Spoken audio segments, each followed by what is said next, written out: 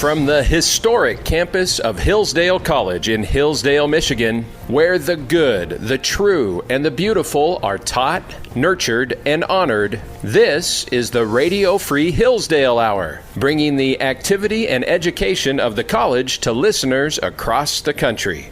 So when one looks at Abraham Lincoln, be prepared for someone who is complicated, someone who is complex. He is not an easily predictable person. He's not a perfect person. He doesn't always get it right. As I like to say to people, Abraham Lincoln did not walk on the Potomac. This is your host, Scot Bertram. Welcome to the Radio Free Hillsdale Hour, part of the Hillsdale College Podcast Network. That's Dr. Allen Guelzo, Senior Research Scholar at the Council of the Humanities at Princeton University, also the author of multiple books, including Gettysburg, The Last Invasion, Abraham Lincoln, Redeemer President, and Robert E. Lee, A Life. The new book is Our Ancient Faith, Lincoln, Democracy, and the American Experiment. We talk in depth with Dr. Guelzo about that book on today's program. Dr. Guelzo, thanks so much for joining us. Oh, it's a great pleasure to talk with you again, Scott. I am looking forward to a conversation about this new book on the great Abraham Lincoln. Let me begin by asking a general question. We'll talk in more detail, of course. But as we begin, tell our listeners why Abraham Lincoln had such confidence in democracy. Well, for one thing, he believed in the democratic principle itself wholeheartedly. For him, that was, and the phrase he used, a political religion. And even the title of the book has an echo of that. Our Ancient Faith. This was how he described democracy.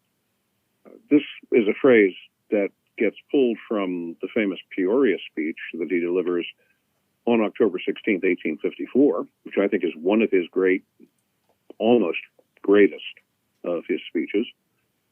But it reflects on his outlook that democracy is, as he once put it, the most natural, the most healthful, the most conducive to human flourishing form of government that could possibly be. It's the thing which conforms most readily to the kind of natural law principles that Jefferson talked about in the Declaration of Independence. Mm-hmm. So for him, democracy is something that you embrace with your whole soul because it represents something as close to truth as you can get in politics.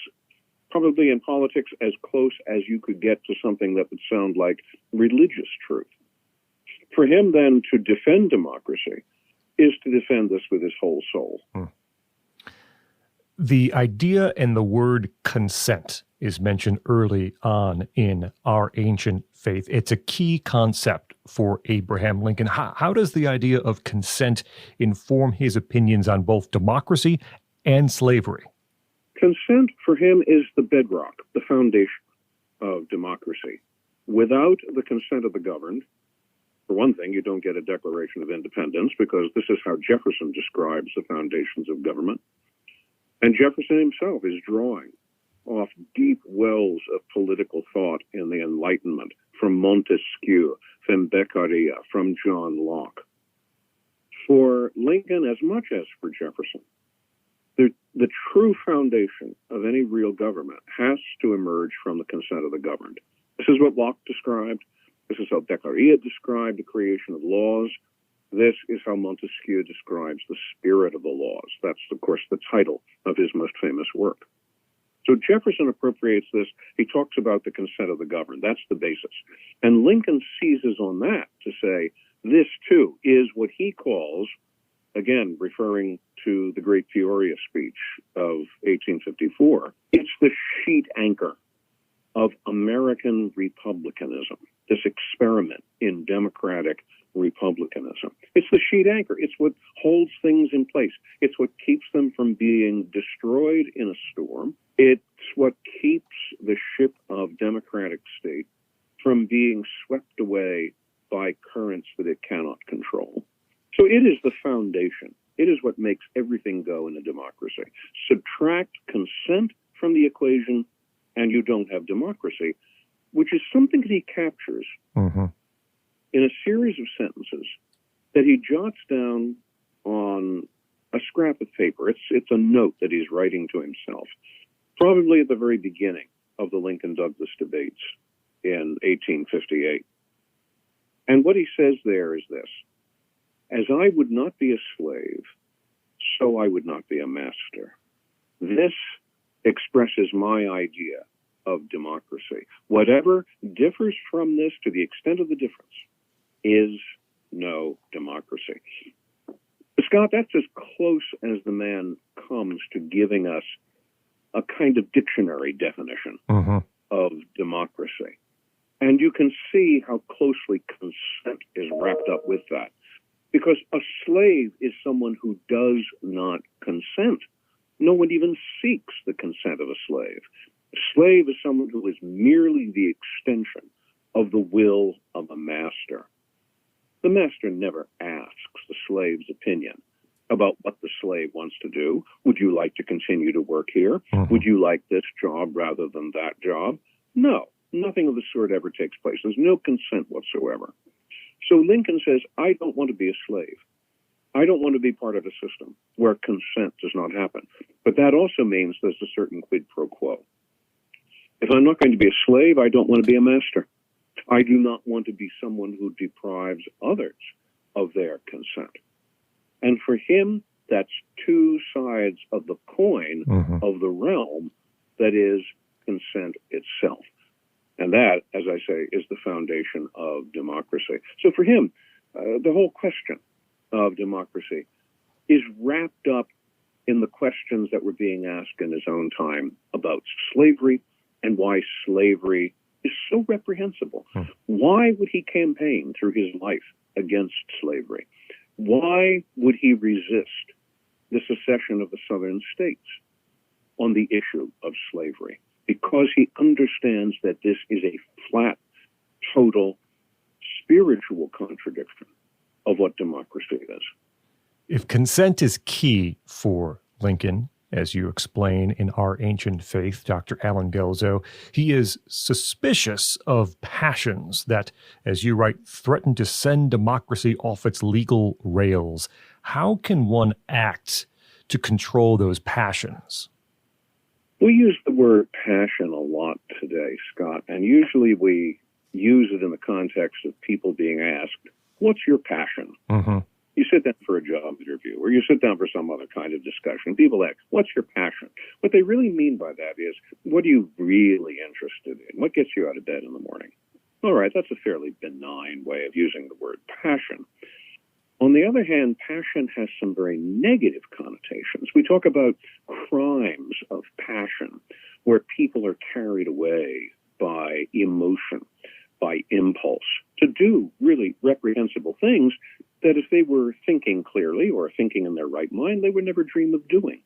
In that context, passion takes on a very evil coloring, and so it did for Lincoln.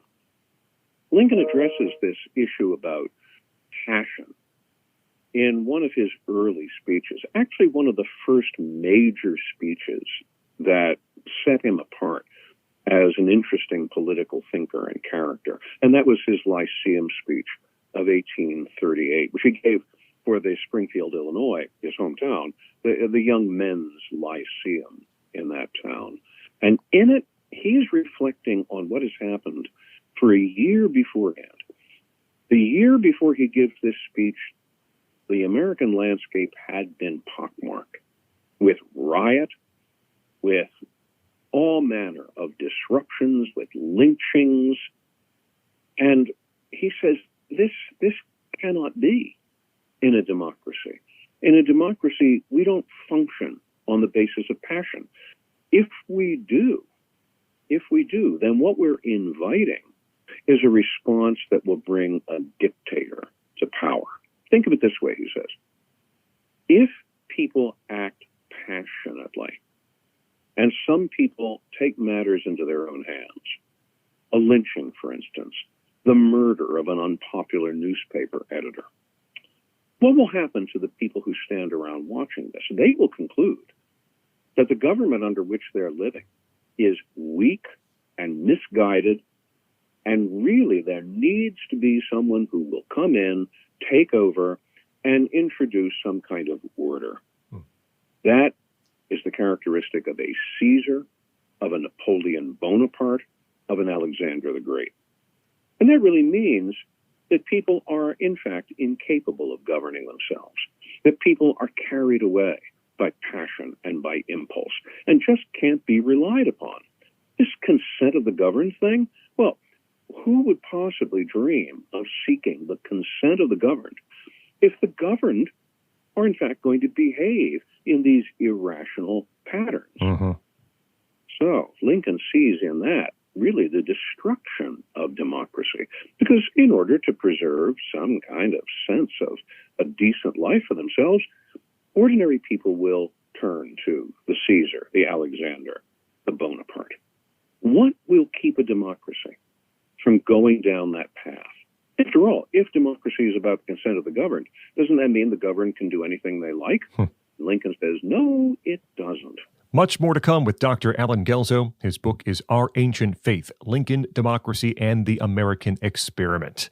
Back with more in just a moment. First, let me tell you about Imprimis, which is Hillsdale's Digest of Liberty. Imprimis looks at the issues of the day from a constitutional perspective, reminding citizens always of our great heritage of liberty. And you can get a free lifetime subscription to Imprimis. I'll tell you how in just a moment. For more than 50 years, Imprimis has featured speeches from the smartest conservative thinkers and writers at Hillsdale events. These days, Hillsdale publishes people like Molly Hemingway, Andy Puzder, and Chris Rufo. More than 6.4 million Americans already subscribe and receive Imprimis absolutely free, and I urge you to sign up for it today at no charge whatsoever. To get your free lifetime subscription to Imprimis, go to hillsdale.edu/lifetime. That's hillsdale.edu/lifetime and sign up for your free subscription to Imprimis today. And we continue with Dr. Allen Guelzo. He is Senior Research Scholar at the Council of the Humanities at Princeton University, also author of the new book, Our Ancient Faith, Lincoln, Democracy, and the American Experiment. Dr. Guelzo, as we look at Abraham Lincoln, how would you describe his personality? How does he comport himself in his approach to government? Lincoln himself was a man who tried to be governed by reason. He was a man of rationality. I mean, he's born at the very end of what we call the Long Enlightenment. And for him, the guiding stars of his intellectual life were the same guiding stars that inspired Jefferson and the founders, the political thinkers, the great political thinkers of the Enlightenment. And these are political thinkers who laud the role of reason as a restraint on murder and passion. So how in a democracy do the governed keep from becoming their own worst enemy? The answer for Lincoln is law. First, because law itself is an expression of reason. It is how people work out the on the one hand, on the other. Should we do this? Should we do that? Law and the creation of law are about deliberation. They are about a sense of what is done on the one part has to be done on the other part. That's what governs the creation of law. Law is about reason. Law is what will restrain a democracy from going off those rails. So, when Lincoln in the Lyceum Address is talking about how democracy can keep from surrendering to passion, the answer is law. And for him, reverence for the laws is so important that he's willing to call it a political religion. He is willing to say that reverence for the law should teach us to abide by the laws even when we think the law might in fact be wrong, might in fact represent a mistake. Yes, there's always a chance to change a law further on down the road, but for the moment, you obey the laws even when you disagree with them. And he speaks of the keeping of law as something that should be taught in schools, it should be taught in churches, it should even be taught by mothers with their infants in their laps. That will make for a society in which the consent of the governed, in fact, turns to the goal of promoting an enduring human flourishing. Dr. Allen Guelzo with us, his new book, Our Ancient Faith, Lincoln, Democracy, and the American Experiment. Early on in Our Ancient Faith, you discuss the importance of these social mores to democracy. Later, more specifically, you mentioned those that are most important for Lincoln. What did he truly value? Lincoln thought a great deal, much more so, I suspect, than we often give him credit for, about people's habits, about what shapes habits.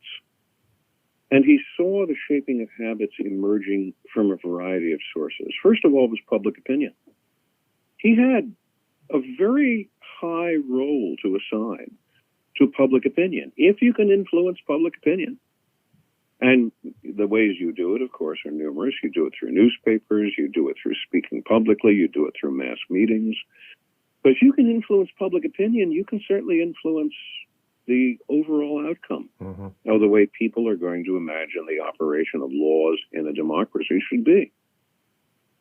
So that respect for, but also determination to impact and influence public opinion is for Lincoln extremely important. It's tied to his reverence for democracy. He understands that people have to be persuaded.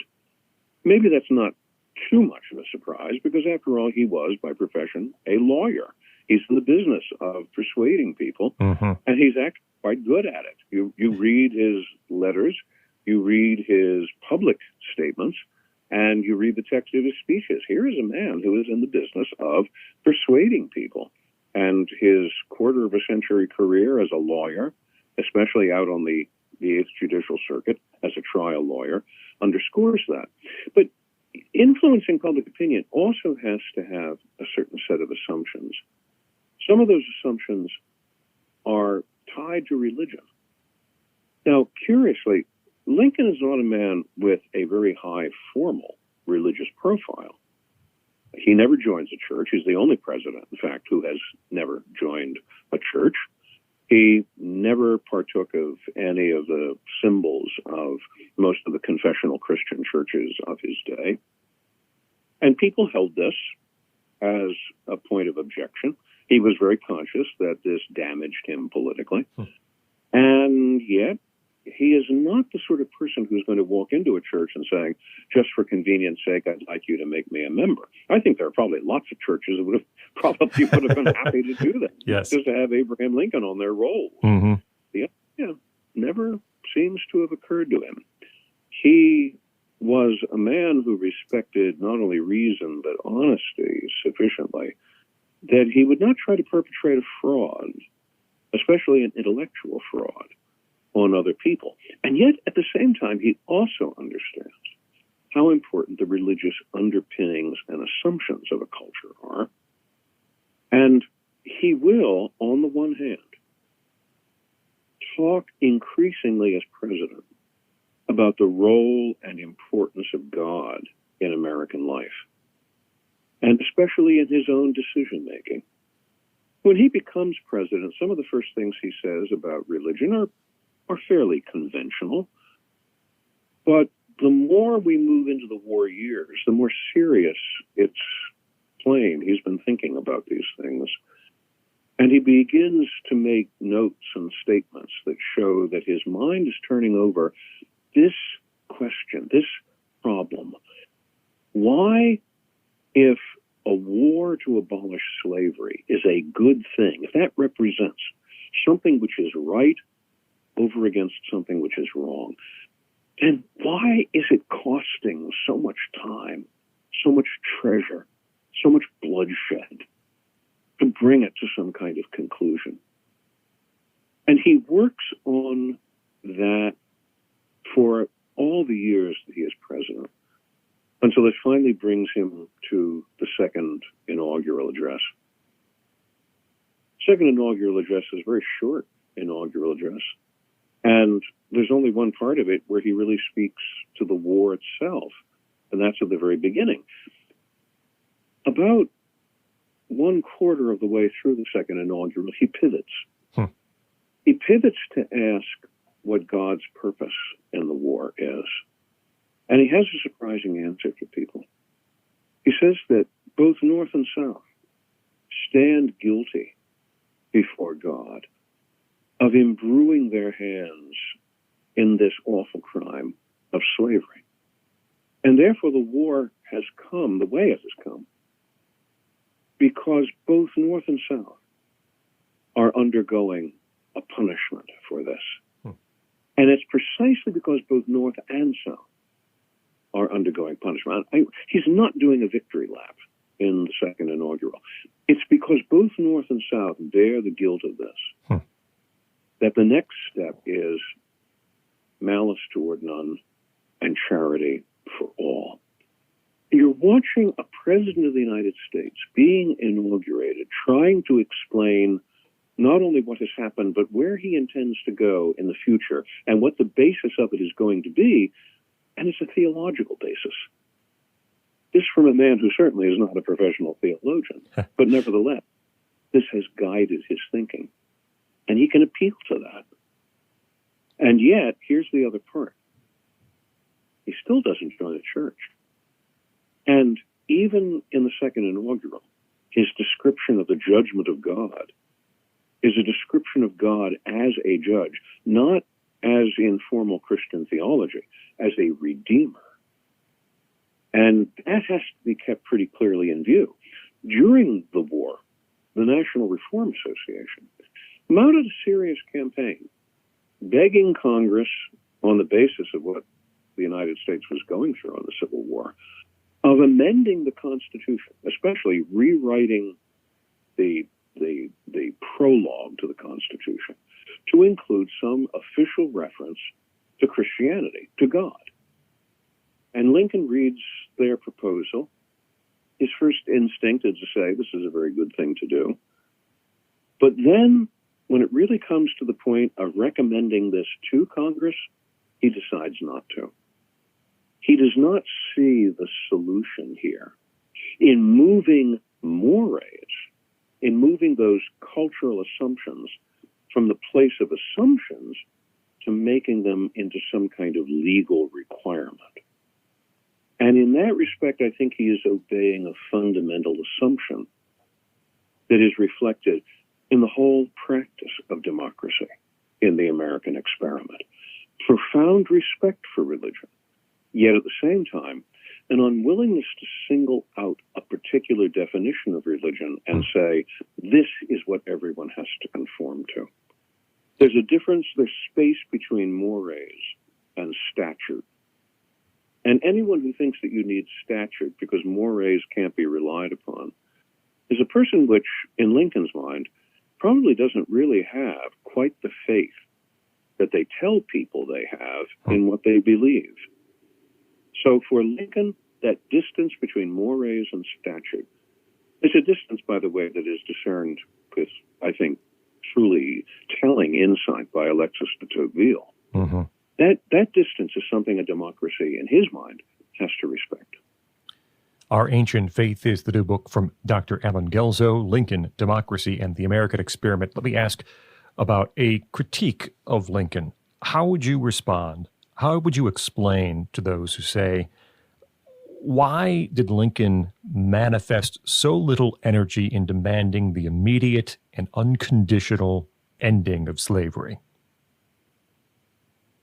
Well, I think there are two ways of responding to that. One is that he didn't think an immediate, unconditional end to slavery was going to provide all the positive results that some people assumed it was going to provide. Lincoln believed, rightly or wrongly, that slavery had created such an antagonism, such a gulf between the black and white races, that the only healthful way to build towards a future was, as he once put it, for both races to live themselves out of their old relationship and into a new one. Lincoln was not what you might call an absolutist. He did not believe in absolute, immediate, total, complete solutions all at once at one chop. He would not, for instance, have been, well, a believer in the political equivalent of shock therapy. And yet, at the same time, he does profoundly believe that slavery is wrong. How do you cure this? You don't cure it overnight. You don't simply wave a magic wand and say, things will now be entirely different. People are not like that, and Lincoln understood that. He understood that for both black and white. Meeting a group of black representatives at the White House in August of 1862, he said, very frankly, your race has very little reason to love our race. You have suffered the greatest wrong that any people could possibly suffer. So he understands there is a work of reconciliation which has to take place. And that work of reconciliation is going to take time. But time, of course, was what the war did not afford. Mm-hmm. And in fact, he is going to move towards immediate abolition, which he does in September of 1862 with the issuance of the Emancipation Proclamation. But he will always insist that his ideal solution to the problem of slavery was that it should be gradual, should be over a period of time. People get used to a new way of relating to each other. Mm-hmm. That it should be compensated. And by compensated, he meant compensation to the owners, not to the slaves themselves. And people, again, scratch their heads over that and say, well, is that fair? Well, what he's thinking of is, if we're going to move into an environment in which slavery no longer exists, then the people who had once been the masters are going to need to employ those who had once been slaves. How are you going to do that without some kind of capital, without some way of actually paying wages? So that's operating in his mind as well. And then finally, not only should it be gradual, not only should it be compensated, it should be what he called voluntary. Not voluntary in the sense that some people can choose to emancipate and others cannot and get away with it. What he meant is it should be something which is acted out in a public forum like the legislature. People should not be able to go back at an act of emancipation and say, well, this was forced on us. Mm-hmm. And yet the curious thing is that having laid that out as what he regarded as his own preferred way of doing things, what he actually does in the way of emancipation is uncompensated. It is immediate rather than gradual, and it is anything but voluntary. And that's what the form of the Emancipation Proclamation is. So, yes, one can criticize Lincoln pretty freely for his preferred plan. And yet, as he saw the necessity of the hour in 1862, he was quite prepared to move in another direction. He would say back, in fact, in 1858, he did not believe in the social or political equality of the races. And yet, by 1865, this is exactly what he's promoting. Mm-hmm. In fact, promoting in his very last speech that he gives on April 11th, 1865. In the crowd that night was John Wilkes Booth. And Booth fastened onto that as his reason for murdering Lincoln on April 14th. So when one looks at Abraham Lincoln, be prepared for someone who is complicated, someone who is complex, someone who is prepared to express a preference for moving in a certain way, and yet who is also prepared, if circumstances and necessity dictate, to move in a different direction. He is not an easily predictable person. He is not, I should add, Scott, he's not a perfect person. He doesn't always get it right. As I like to say to people, Abraham Lincoln did not walk on the Potomac. What is remarkable, though, is that in the environment of civil war, and reflect on this, Scott, reflect on what a catastrophe civil war is. Of all the many kinds of human conflict, none is so vehement, none is so protracted, none is so easy to bring a resolution to. Mm-hmm. In fact, in some respects, there are some civil wars that never get a resolution. Mm-hmm. In that context, what has to be remarked upon in the case of Abraham Lincoln is is how very often he was right, how very skillfully he navigated these unprecedented circumstances for which you couldn't go to a bookstore and buy something like Civil War for Dummies. Sure. There was no precedent in the American experience for this, how to conduct it, how to bring it to an end. And the fact that he did so, it lulls us to sleep that somehow this was easy for him. And it was not. The remarkable thing is not whether Abraham Lincoln batted 1,000. He didn't. The remarkable thing is how often he hit over 400. That's a baseball analogy. It has its limitations. But I think it gives you an idea of what a remarkable person Lincoln was to have as a president of the United States at this terrible moment in our history. If I may ask one more question of Dr. Allen Guelzo, author of the new book, Our Ancient Faith. You're very clear about Lincoln's fear that democracy might be as easily torn apart by triumph as disaster. And if I can spin that toward your last chapter that touches on one of the more important what-ifs in American history, what if Lincoln had lived? How do you think Reconstruction would have gone differently if Lincoln were not assassinated and Lincoln took that mindset into those next years? This is always a dicey moment because there's probably no question I'm asked more often than, well, what would have happened if Lincoln had lived? Mm-hmm. We love to ask what-if questions about Abraham Lincoln. I think in a sort of backhanded way, that's a tribute to how much importance we still attach to Abraham Lincoln.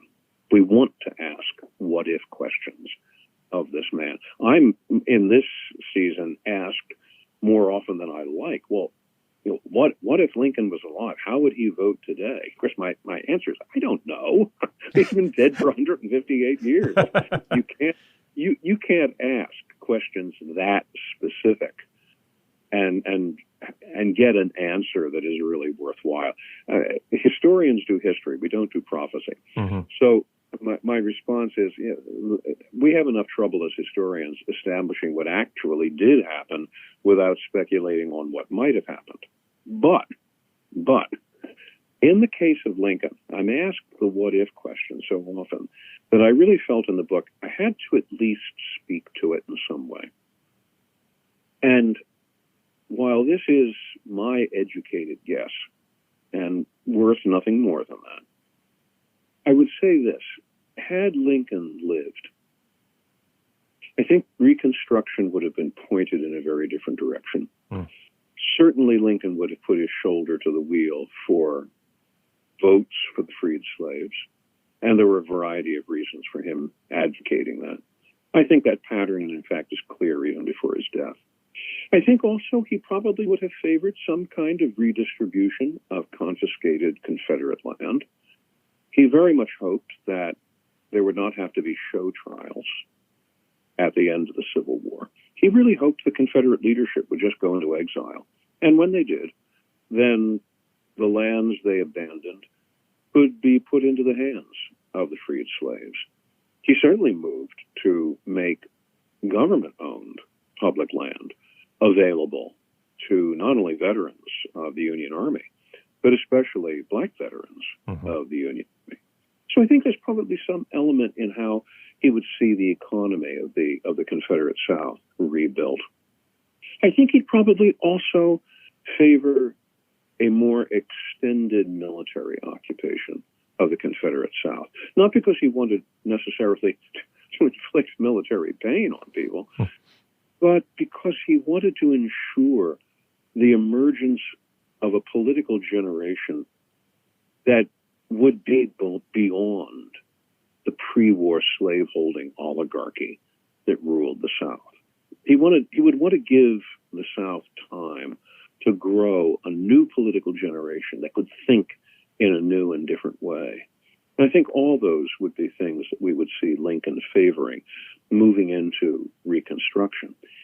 And yet, I'm always giving an and yet, because the situation is that complex. Mm-hmm. Reconstruction is such thorny problem, that it is always possible that Reconstruction might have been beyond the skills even of an Abraham Lincoln. I mean, for one thing, he would, if he obeyed the two-term rule, which was unwritten at that point, he would only have been president until 1869. Between 1865 and 1869, that's not a whole lot of time to achieve a meaningful Reconstruction. So perhaps he would have run out of time. Perhaps the problems of Reconstruction would have been beyond even the capacities of a Lincoln. We just do not know, except for one thing, and that is it could not have turned out worse than it actually did under Andrew Johnson. We do not know, but we can learn what we do in Our Ancient Faith. Lincoln, Democracy, and the American Experiment, the new book by Allen Guelzo. You can find it at Amazon.com and elsewhere, and more at his website, allenguelzo.com. Dr. Guelzo, thank you so much for joining us here on the Radio Free Hillsdale Hour. You're very welcome, Scott, and it was fun to do.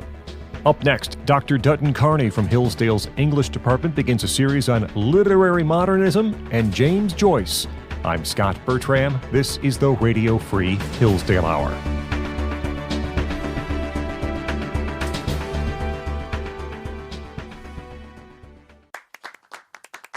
Hillsdale College is a small, Christian, classical liberal arts college that operates independently of government funding, and we want you or your son or daughter to apply. At Hillsdale, students grow in heart and mind by studying timeless truths in a supportive community dedicated to the highest things. Hillsdale College costs significantly less than other nationally ranked private liberal arts colleges and receives regular recognition as a best value, and nearly all students receive financial aid. Our robust core curriculum, vibrant student life, and 8-to-1 student-to-faculty ratio make for an education like no other. For more information or to fill out an application, visit hillsdale.edu/info. That's hillsdale.edu/info.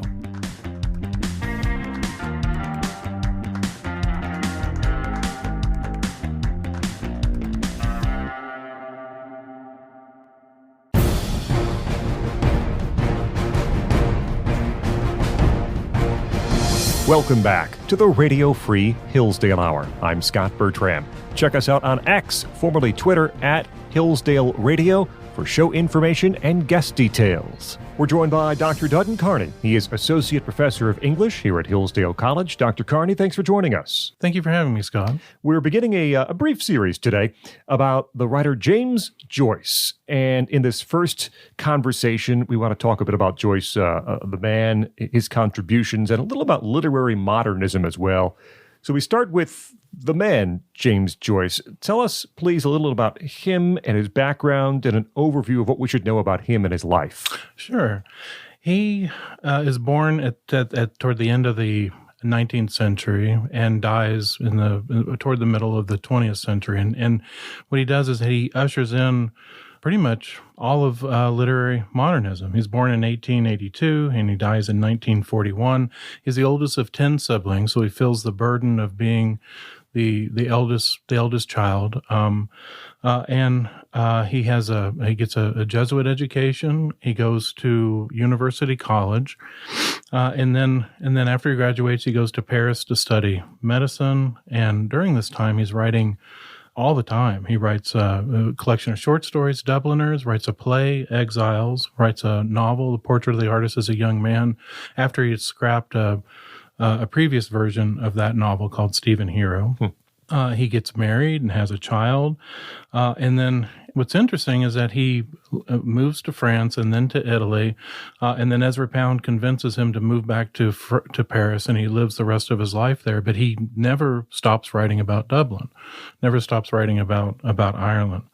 And what's really interesting is that his books, while they look like they all come out around the same time, and he is working on texts at the same time. But what happens is that he has a lot of his work censored, and so these books get put on the shelf. Mm-hmm. And while Ulysses is published in 1922, we don't have an edition in America till 1934, and there are similar problems throughout Europe. And so his influence is vast among other writers, but he was very famous, but he didn't get rich. You mentioned mentioned a few of his works, and we're going to talk about some specifically in future installments and future conversations.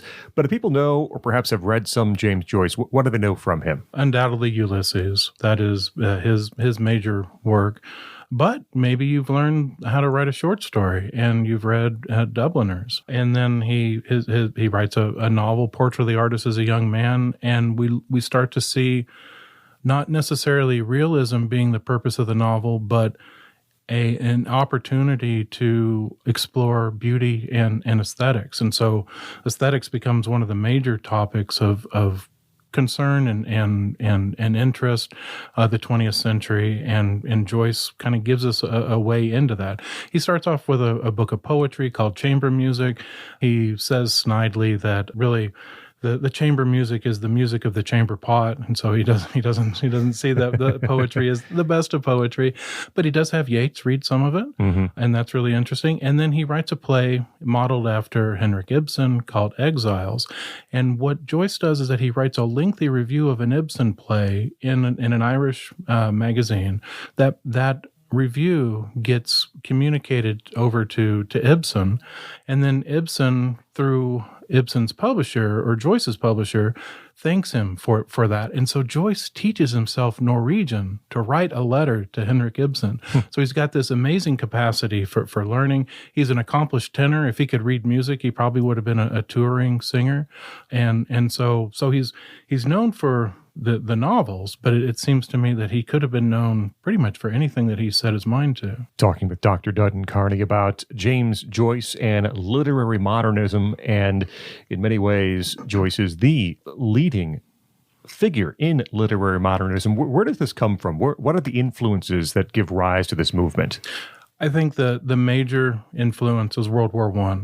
World War I absolutely devastated all of Europe. And so we had this, maybe not a centralized Europe, but at least we had something that was semi-unified. Now it's all annihilated. And so everyone starts to see things in terms of fragmentation. World War I had an amazing influence on T.S. Eliot. He's working for Lloyd's of London in London, and he's the one who has to write the checks to pay for loss of life, loss of property, and the numbers are just astronomical and absolutely unheard of. So we see this capacity for destruction that really isn't equaled again until the 1940s. But of course, Joyce has died by 1941. There's a movement toward urban life, and people are living in the cities, and the 9-to-5 workday is not that exciting. And so after kind of this urban setting being annihilated, people are thinking about, well, what is the center? What holds our lives together? What is, as Joyce will come back to this, and he sees this in Homer in the Odyssey, what's the omphalos? What's the navel of the world through which the world is renewed and nourished? And so someone like Ezra Pound, he says, well, let's look to the literary tradition. And he writes this work called the Cantos. And the first canto is a Robert Browning poem. And he realizes, no, that's too soon. And so he goes all the way back to Book 10 of the Odyssey. And the first lines of the Cantos is a translation of the Odyssey. And so what Pound wants to do is let's create an omphalos that is rooted in classical myth. Someone like William Yeats, he looks to Irish fairyland, and then he looks to Irish history, and then he creates a space called Byzantium. And Byzantium is a place of poetic beauty. And in each one of those cases, he's trying to find something that's going to hold it all together. And then we have T.S. Eliot, who looks at Western civilization and Christianity and uses those as a centering, as something that can center civilization, but a world that doesn't want to hear about Western civilization and Christianity. So he has to kind of mask it through fragments. And then Joyce, what he does is that he isn't going to create a new mythology, but he's going to utilize Dublin. And what he wants to do is to out-realist the previous realist of, say, Balzac and Zola. So he's not trying to create a central mythos so much as he's trying to show that everybody at their fundamental level, that in just kind of a realist approach to life, is living out an epic existence. How would you best summarize those defining features that we see in works of literary modernism?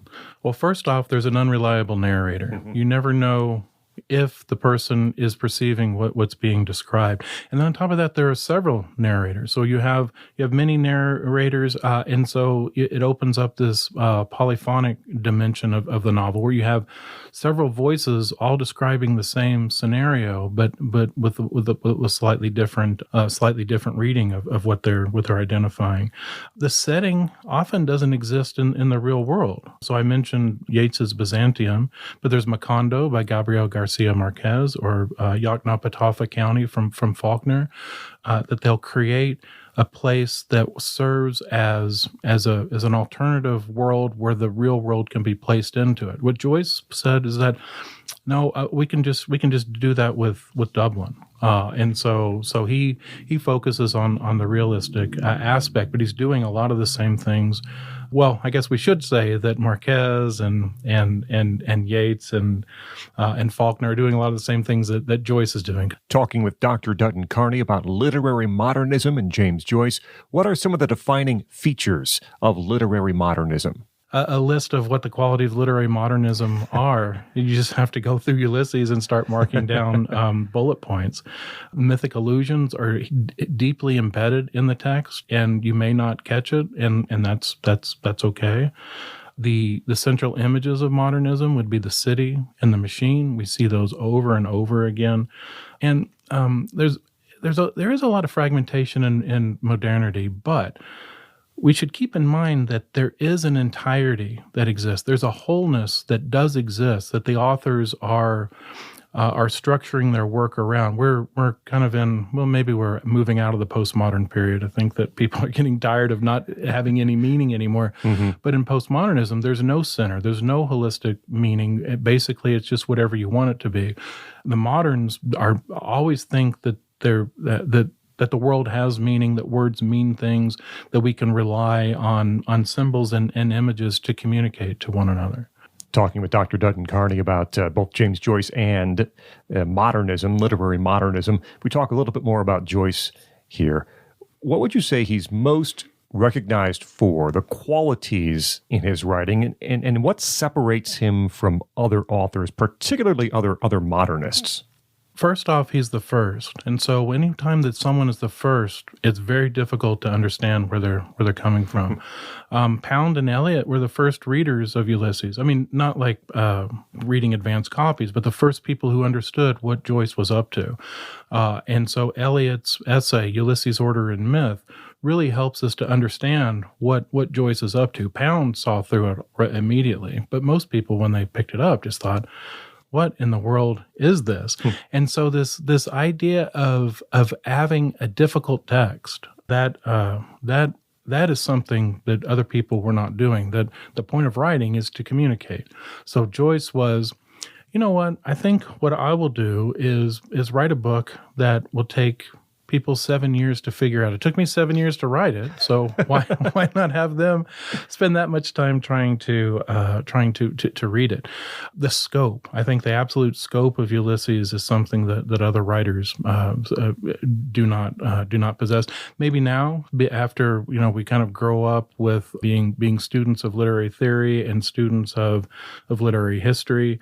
That someone like the